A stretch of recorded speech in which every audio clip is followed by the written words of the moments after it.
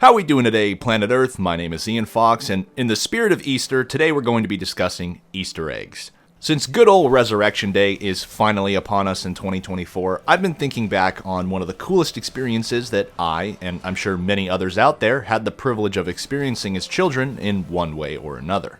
Every Easter weekend, as a kid, my parents would take us out to Johnson Valley, California, to camp and go dirt bike riding with family and friends, and when morning of the holiday itself came around, my brother and I would wake up to a couple of baskets full of goodies that were left by the Easter Bunny.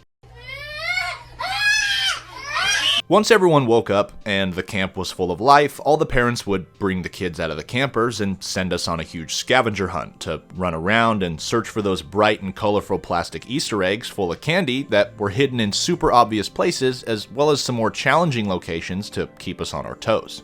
I remember this being an absolute blast of a time every time, as it was always super satisfying to look around and have your curiosity be rewarded with either a tasty treat or a little bit of money. Like you'd expect, as we got older, this tradition unfortunately stopped, as we were too old to believe in the Easter Bunny, and thus the scavenger hunts would eventually come to an end. However, as the years have gone by, I have been fortunate enough to be able to experience that same feeling of satisfaction every now and again through discovering hidden secrets in many great video games that have been released over the course of my time playing them. When a new video game comes out that turns out to be really good, it's usually clear that the developers put a lot of hard work and passion into their product. So much so that sometimes a few developers will work off the clock to include hidden Easter eggs for all the gaming neckbeards to find. Some are easier to find than others, and they vary in terms of exactly what they are. An Easter egg could be something as simple as a reference to something else, or even as complicated as numerical codes translated through Morse code.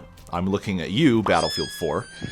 Everyone has their own opinions on which they feel stand out the most to them, so I didn't want to focus this video on trying to pick which ones were the quote-unquote best, because not everyone is going to agree. So I figured that I'd rather just point out the ones that have stood out to me over the years from many of my personal favorite games. As we go about discussing many of these Easter eggs, I will be separating all of them by game. So some games that get brought up will only have one that I feel like talking about, even if there are more in that same title, while I might showcase more than one for a different game. Like I said, it's really all about the Easter eggs that have always stood out to me the most. To begin, I'd like to cover a few of the references that can be found in what I believe to be the best RPG ever developed, called Fallout New Vegas. New Vegas is actually really well known for being filled to the brim with all kinds of Easter eggs and references that range from being really obvious to incredibly obscure. Honestly, I think it's pretty safe to say that out of all the games we're going to be discussing today, New Vegas easily contains the most Easter eggs. When you start the game and wake up from taking a couple of 9mm rounds to the cranium, you are immediately introduced to Doc Mitchell, the man that will guide you through the short character creation segment before he sends you on your way. During this quick introduction, he has you sit down for a quick therapy session, and you are provided with a list of traits that all offer both positive and negative attributes as long as they are enabled, that is, aside from one. The very last trait on the list is known as Wild Wasteland, which, if taken, like I do on every single playthrough, will be responsible for adding all of the wacky things that you can come across. The first of which can be found pretty much immediately as you leave the town of Goodsprings. If you follow the road out of the town and keep going just a little ways, on the left-hand side of the road you will come across a burnt-out fridge with a skeleton inside. The kicker is that alongside this bundle of bones, you will also find the Suave Gambler hat, which closely resembles Indiana Jones' iconic hat that he wears in all the Indiana Jones films. With that being said, this fridge is a reference to a scene in the movie Indiana Jones and the Kingdom of the Crystal Skull, where Indy finds himself in a nuke town at objectively the worst time a person could be in a nuke town. In a panic, he climbs into a fridge to hide from, well, a fucking nuke, and is launched across the desert by the blast. Indy obviously survived it though, so it seems like this guy just so happened to try the exact same tactic, but wasn't as lucky. That's fucked up.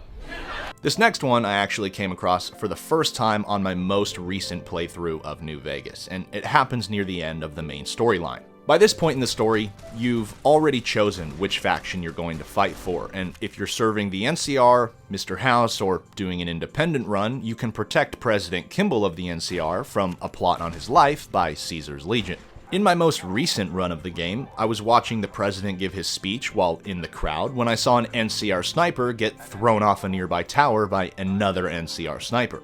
So I rushed up there to prevent the shooter in disguise from taking the shot, and afterwards got on the radio to report it in, where I found a piece of dialogue that I have to admit got a pretty good chuckle out of me. It said, "We're all fine here, thank you, how are you?" And it got a pretty funny response from the guy on the other end. Quit goofing off and clear the channel. I'll be damned if the president dies on my watch because you were screwing around. This line of dialogue is a reference to Star Wars Episode 4, A New Hope, in a scene on the Death Star where Han Solo gets on the radio to try to buy some extra time for Han, Luke, and Chewie to rescue Princess Leia. What happened?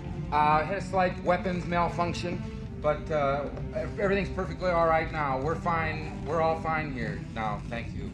How are you? We're sending a squad up. I've always loved Star Wars and Indiana Jones, so to see them both get referenced in some pretty cheeky ways that are both goofy and fit into the scenarios they are encountered in was really cool to see when playing New Vegas. It's really the simple, often missable things like these that can give a game a lot of charm, and another series that definitely does not have any shortage of charm is the LEGO Star Wars games. One of my earliest memories in gaming was playing the original LEGO Star Wars on the PlayStation 2. It came out in 2005, right around the same time as Revenge of the Sith, and the game focused on episodes 1 through 3, which of course were the new movies at the time.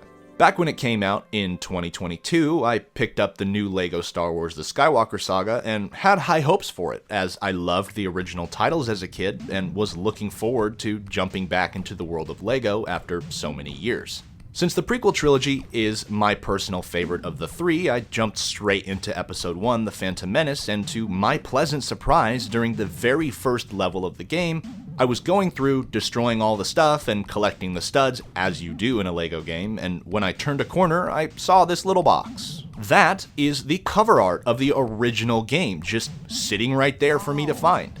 Seeing this was a surprise to be sure, but a welcome one. This definitely took me back for a minute and put a smile on my face. The 5-year-old in me was pretty happy that day. Just about a year after the original release, LEGO Star Wars 2 came out, and because there were only 6 movies at the time, this one focused on episodes 4 through 6. So I thought to myself that if they reference the original, there's gotta be a reference to the sequel hidden somewhere in the original trilogy. Sure enough, in the very first level of A New Hope, there it is, the cover art for LEGO Star Wars 2 in all its glory. Hey, that's pretty good. I love the fact that the devs over at Traveler's Tales included these simple but meaningful Easter eggs. LEGO Star Wars was really where it all started for them, and there are many out there like myself that think back on those silly games very fondly, so it's really cool to see that they haven't forgotten about the kids that played them way back when. Another developer that has been known to make many more of the great games that I've come to love over the years is Naughty Dog. The folks over at Naughty Dog are responsible for creating the Jak and Daxter franchise for the PS2, as well as the Uncharted series for the PS3 and The Last of Us for the PS4. They are very well aware of how popular their franchises have come to be over the years because they've been known to reference them within each other in some pretty cool ways. When you're playing Jak and Daxter, in order to progress throughout the game, you need to collect various amounts of power cells, and while there are many ways to acquire them, in many cases they can be purchased from these creepy owl statue things using precursor orbs as a currency. Precursor orbs are these ancient collectibles that are found all over the island in Jak and Daxter that share a very distinct look to them. So much so that if you saw them somewhere else, they'd be instantly recognizable. In Uncharted 2, not long after the start of Chapter 5, at the part where a helicopter flies over you and you stealth kill this random soldier, go down the pipe and take out a couple of extra dudes, and if you take a moment to look around, you will find a manhole cover to a sewer tucked away in a corner. If you go inside, you can find a very familiar looking object known as the Strange Relic, and as you can see, it is one of the precursor orbs from Jak and Daxter. Naughty Dog basically repeated the same Easter egg in Uncharted 3, as in Chapter 4, when you come across this big cylinder room and you climb all the way to the top to a vent, you will find yet another strange relic. I still remember coming across these for the first time, as they may very well have been my very first Easter eggs, and it felt really satisfying to immediately understand what it was that I was looking at and know that it shouldn't really be there. Naughty Dog really stepped it up with the Easter eggs when it came to The Last of Us Part 2 though, because there are multiple points throughout the story in Ellie's campaign where you can find a PlayStation 3 next to actual copies of Uncharted Drake's Fortune, Uncharted 2 Among Thieves, and the Jak and Daxter Remastered Collection. Considering The Last of Us's Apocalypse happened in 2013 before the release date of the PS4, it's cool to see that even in that universe, people were playing some of the greatest games on one of the best consoles ever made. The references don't end there though for Part 2, because in Abby's campaign, while looking around in a derelict Chinese restaurant, I walked up to a table that had what was presented as a file sitting on it, but when I interacted with it, Abby shined her flashlight on it, to which I found out that it was yet another precursor orb.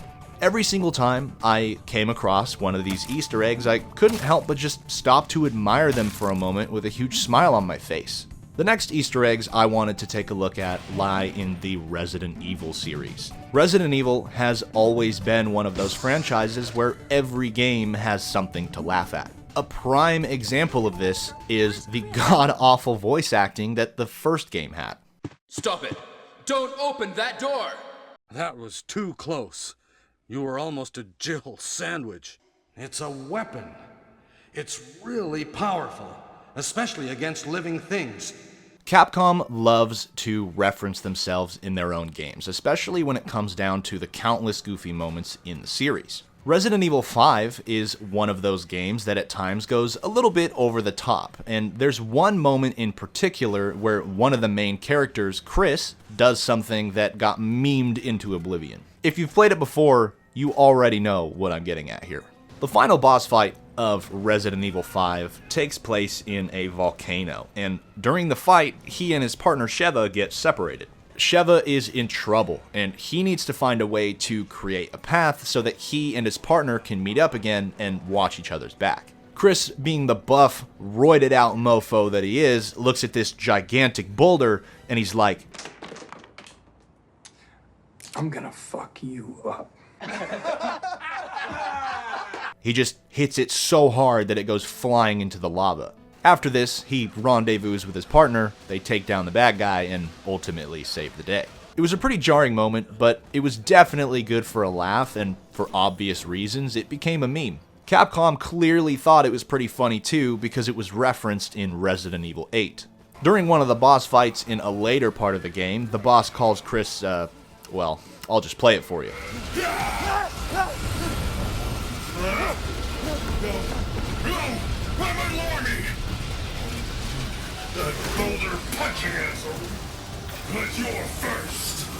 It's a simple throwaway line, but it's actually pretty significant because that means that Chris was so proud about his boulder punching skills that he bragged about it enough for the news to spread all the way to some remote castle in Romania. It's also cool because the line is meaningless to anyone who hasn't played Resident Evil 5, so in a way it's sort of an inside joke between Capcom and the longtime players in their community. An Easter egg that comes from much earlier in the franchise in Resident Evil 3 Nemesis is one that is really easy to miss. At the start of the game, when Jill is seen flying out of her apartment building due to an explosion, she narrowly escapes being torn apart by zombies before taking refuge in a warehouse. Inside, she meets the warehouse owner, Dario Rosso, who she tries to convince to escape Raccoon City with her, but understandably, he's too terrified of what's going on outside. He instead elects that he'd rather starve to death than be ripped apart by the infected, so he locks himself in a shipping container and Jill is forced to leave him behind. It makes a lot of sense that players who leave this starting area won't think to return, as once you grab the few items that are here, there really isn't any reason to think that it would be worth your time to do so. However, one of the things that makes RE3 Nemesis unique out of the original trilogy is that over time, some of the environments will change with the passage of time, namely the early portion of the city that you get to explore. If you choose to come back to this earlier section later down the line, you'll find that the sun has gone down and the streets and alleys are darker, with the only sources of light coming from the various signs and streetlights. Not to mention, it is also significantly more dangerous than it was when you were here before. If you take the time to stop by the warehouse and check on Dario Rosso, upon entering, it will become abundantly clear that he ultimately didn't choose to starve to death, as he ended up coming out of his hiding place only to be eaten by the undead anyway. Inside of the container he was hiding in, he left a journal where he talks about his regrets in life, as well as his mother not believing in him enough to follow his dreams. There's also some other useful items in here that will help you survive the night as well, so aside from more depth to the story, you are actually rewarded for backtracking to check on him.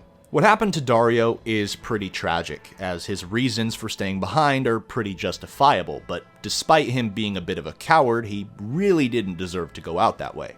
This is a phenomenal Easter egg that, like I said earlier, is pretty easy to miss, but after discovering it for the first time, I've made sure to come back here on every subsequent playthrough. Speaking of Easter eggs that are really easy to miss, Red Dead Redemption 2 is a massive game in just about every way. There's more content here than you can even imagine, and that also applies to Easter eggs. From what I can tell, Rockstar has a little bit of a hard-on for the, extraterrestrial.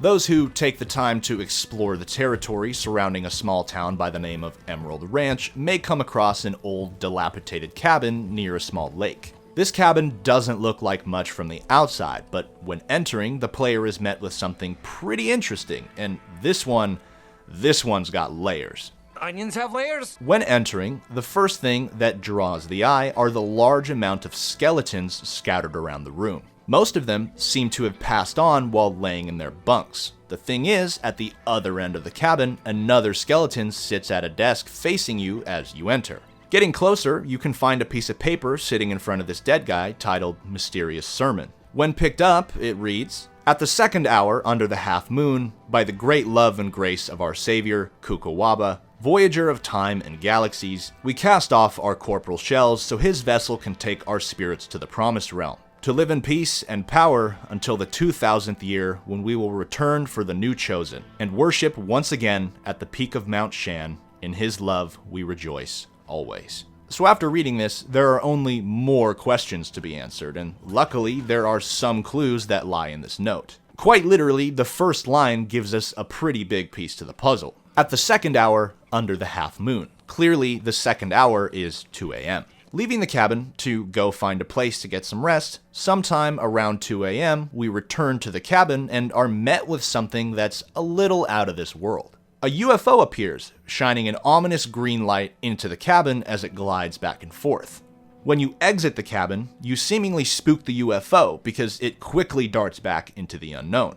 Aliens in the Wild Wild West is a pretty jarring thing to come across as is, but what if I told you the flying saucer isn't even the most interesting part of this Easter egg? Like I said earlier, this onion's got layers. When originally investigating the cabin, what was the one thing that all the skeletons lying about have in common? If your answer to that question was they're all dead, then you have some amazing observational skills. Someone with even better observational skills, however, will notice that all of the dead are wearing the exact same shoes. This whole thing is a reference to a real-life cult that went by the name of Heaven's Gate. Heaven's Gate is famous for having committed mass quote-unquote not alive in 1997, and the event claimed a total of 39 human lives. Why did they do it, you might ask, and how does this connect to a UFO Easter egg in a video game? Around early 1997, a comet was recently discovered by the name of Hale-Bopp. It had a bright coma, a thick white dust tail, and a bright blue ion tail, so it was very much visible to the naked eye. Heaven's Gate believed that an alien spacecraft was following the comet, and they thought that if they took themselves out, the ship would take them to a better place. They did the act in groups over the course of 3 days, 2 groups of 15 and 1 final group of 9. Something interesting about this, though, is that when they did what they did, they were all wearing the exact same shoes. How anybody can reasonably come to the conclusion that they did, I don't have any idea, but I find it very tragic and interesting nonetheless. I have to say though, the way Rockstar handled this Easter egg is pretty brilliant, because not only did we get a cool piece of content out of it with some spooky lore, but it's also a reference to a real life tragedy that made me want to learn more about what actually happened. To finish this video off, I want to showcase what is probably my favorite Easter egg of all time, mainly because of how complicated the process was that went into finding it. This Easter egg comes from Battlefield 4, which is widely known as one of the best FPS games ever made. I'm not even going to try to explain how this thing was found, because if I did, it would likely take an entire video that's even longer than this one to relay the entire story to you. All you really need to know at this moment is that it took over 2 years for the community as a whole to follow the breadcrumbs that the developers over at DICE were leaving for us over the course of BF4's support lifespan. The map this Easter egg resides on is Paracel Storm, which is one of the more popular maps from the base game that has a very large focus on naval combat. On this map, keen-eyed members of the Battlefield community noticed some context clues that hinted at the fact that there may very well be something lurking beneath the waves. Once these clues were found, the hunt was on, and throughout the entire search, the community as a whole was watching. BF4 came out in 2013, and it wasn't until 2015 that all of the pieces would fall into place. On Paracel Storm, about halfway through a round of Conquest, the map's Levolution event will kick off, and the weather will take a turn for the worse. To enable the Easter egg, you must first be standing on top of the wind turbine that this damaged warship has gotten stuck on. When the weather gets worse and the water gets much more choppy, lightning will strike the wind turbine, killing you, destroying the turbine, and dislodging the ship, sending it crashing onto shore. Once this has been accomplished, make sure that you respawn as a recon with the sniper rifle, and go to this tiny island on the map that rests between the Delta and Echo capture points. On this island, you will find a palm tree with coconuts. Climb up the tree as far as you possibly can and take a look around. If you did the first part correctly and are in the right place, you should be able to spot a light in the ocean. When you see it, just take aim and fire. Once you've done this, lightning will strike, and what appears to be an alien craft will shoot out of the ocean and into the sky. It then seems to start searching around in the water with a spotlight. Once it sets its sights on whatever it's looking for, it will dive back into the ocean with quickness, and from here, just sit back and watch.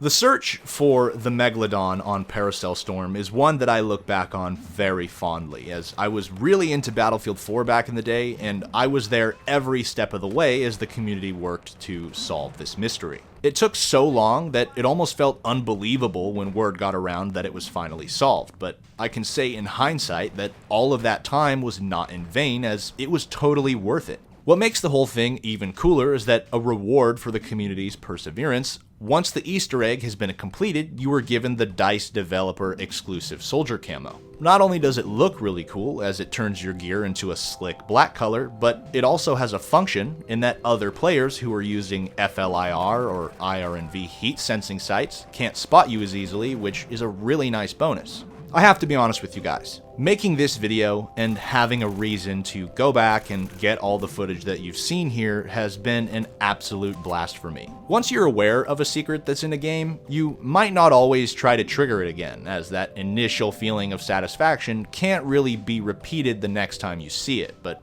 this time I didn't feel that way. Having a reason to go back and share these secrets with the rest of you brought some excitement back to all of them for me, so I really hope that you were able to enjoy this video as much as I did making it. If there are any other Easter eggs you appreciate that I didn't include in this video, please feel free to discuss them in the comments section down below. I always try to read and respond to all of your comments so I can hear your thoughts and discuss things with you guys. Until next time, everyone, I really appreciate you all taking the time out of your day to give this video a watch. I hope every single one of you has a very happy Easter, and I will catch you all in the next one.